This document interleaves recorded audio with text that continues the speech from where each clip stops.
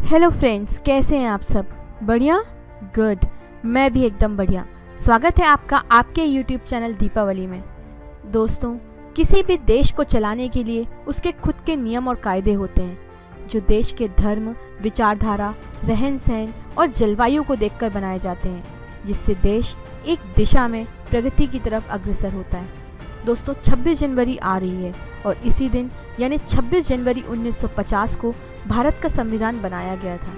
भारत का संविधान क्यों बना, कैसे बना, कब बना, इसे किसने बनाया और तो और 26 जनवरी को ही क्यों लागू किया गया, ऐसे सवालों के जवाब आपको मैं इस वीडियो में देने जा रही हूँ। अगर आप इन सवालों के जवाब पहले से ही जानते हैं तो कमेंट बॉक्स में ज़रूर लिखें और नहीं तो बने रहें हमारे साथ इस वीडियो में। लेकिन हम आगे बढ़ें इससे पहले अगर आप हमारे चैनल में पहली बार आए हैं तो जल्दी से इसे सब्सक्राइब करें और बना लें इसे अपना चैनल। साथ ही साथ बेल आइकन को प्रेस करें सो दैट जैसे ही मैं नया वीडियो अपलोड करूं आपको नोटिफिकेशन मिल जाए। दोस्तों, सबसे पहला क्वेश्चन ये है कि भारत का संविधान क्यों बना। भारत कई वर्षों से गुलाम था और बाहर की शक्तियां भारत पर अपना शासन करती आ रही थी और तो और देश पर अपने नियमों के अनुसार कार्य कर रही थी। सभी के अपने नियम थे।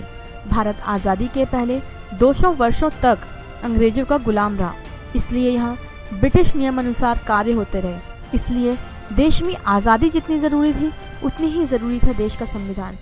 भारत हमेशा से एक बहुत आबादी वाला देश रहा है और इस आबादी को सही दिशा में आगे बढ़ाने के लिए देश के पास अपने नियमों, अधिकारों एवं कर्तव्यों की नियमावली होना बहुत ज़रूरी था।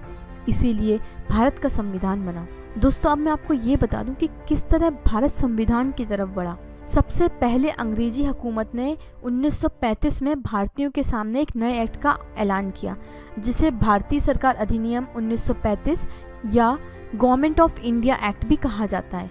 इस कानून के कई नियम आज भी हमारे भारतीय संविधान में शामिल हैं, लेकिन यह कानून पूरी तरह से भारतीयों को कभी पसंद नहीं आया और भारत में काफ़ी द्वेष बढ़ गया।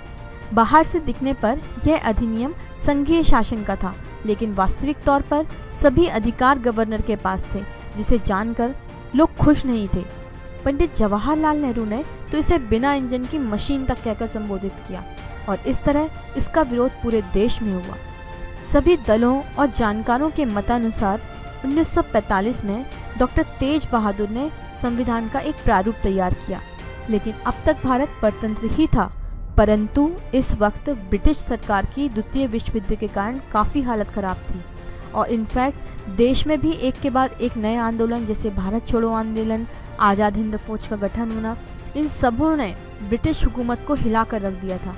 इनफैक्ट ब्रिटिश सरकार की अपने खुद के देश की स्थिति बहुत ख़राब थी, क्योंकि जो उनके वर्तमान प्रधानमंत्री चर्चिल थे उनकी हार हो चुकी थी और नए प्रधानमंत्री बन चुके थे। ऐसे में सत्ता में आते ही भारत पर अपना कब्जा छोड़ना इन्हें थोड़ा रास नहीं आ रहा था। इन्होंने अपनी फूट नीति को अपनाया और कांग्रेस और मुस्लिम लीग को अलग कर देश के विभाजन की योजना बनाई। ब्रिटिश के वर्तमान प्रधानमंत्री ने कैबिनेट के 3 मंत्रियों को भारत भेजा और अपनी बात सबके सामने रखी। इस मिशन को कैबिनेट मिशन कहा गया। अब मैं आपको बताती हूँ कि कैबिनेट मिशन था क्या।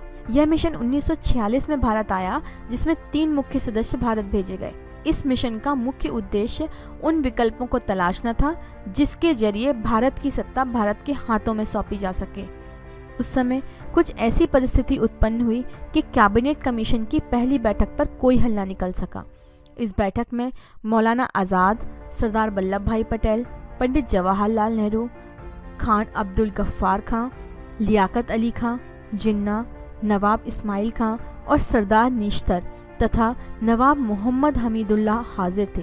यह बैठक शिमला में हुई थी। अंग्रेज़ों ने अपनी जिद नहीं छोड़ी और 16 जून 1946 को देश के विभाजन का फैसला ले लिया और इस फैसले के साथ यह भी तय हुआ कि देश को आज़ादी मिल जाएगी और यहाँ से शुरुआत हुई संविधान बनने की प्रणाली का। अब मैं आपको बताती हूँ कि संविधान लिखने की शुरुआत कैसे की गई। जैसे ही ये स्पष्ट हुआ कि अंग्रेज भारत की सत्ता देश को सौंप देंगे, वैसे ही चिंता सबसे ज़्यादा ये थी कि भारत में अब अपना संविधान होना बहुत ज़रूरी है। संविधान की पहली बैठक डॉक्टर सच्चिदानंद की अगुवाई में हुई, जो कि 9 दिसंबर 1946 को हुई। इस सभा का अध्यक्ष पूर्व राष्ट्रपति डॉक्टर राजेंद्र प्रसाद को चुना गया। इसके बाद 13 दिसंबर 1946 को संविधान की एक रफ रूपरेखा तैयार की गई, जिसे पंडित जवाहरलाल नेहरू ने सबके सामने पढ़ा। इस संविधान में सबसे महत्वपूर्ण बात यह रखी गई कि अब देश में सभी राजाओं के शासन को समाप्त कर दिया जाएगा और भारत की प्रभुत्व सबको स्वीकार करनी होगी। और 22 जनवरी 1947 को कई तरह के विरोध के बाद इस प्रस्ताव को पारित कर दिया गया।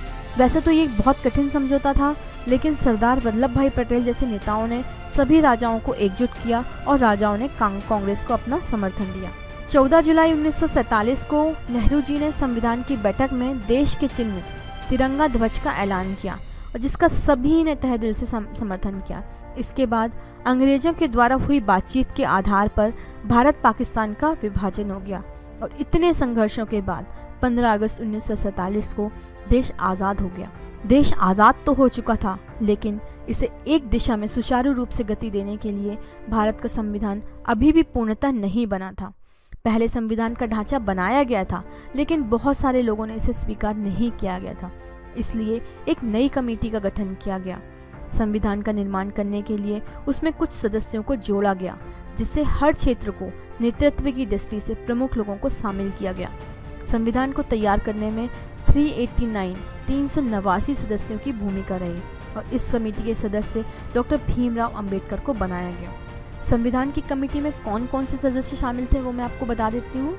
उसमें थे doctor Bhimrao Ambedkar, Sanjay Phek, Pandit Jawaharlal Nehru, Chakravarti Rajagopalachari, doctor Rajendra Prasad, Sardar Vallabh Bhai Patel, Kanhaiyalal Maneklal Munshi, Ganesh Vasudev Mavalankar, Sandeep Kumar Patel, Abul Kalam Azad, Shyama Prasad Mukherjee, Nalini Ranjana Ghoshal, Frank Anthony, HP Modi, Harendra Kumar Mukherjee, Ari Bahadur Gurung, अल्लदी Krishnaswamy Iyer और महिला सदस्यों में सरोजिनी नायडू, हंसा मेहता, दुर्गाबाई देशमुख, अमृता कौर और विजय लक्ष्मी पंडित भी इस सभा में शामिल थे।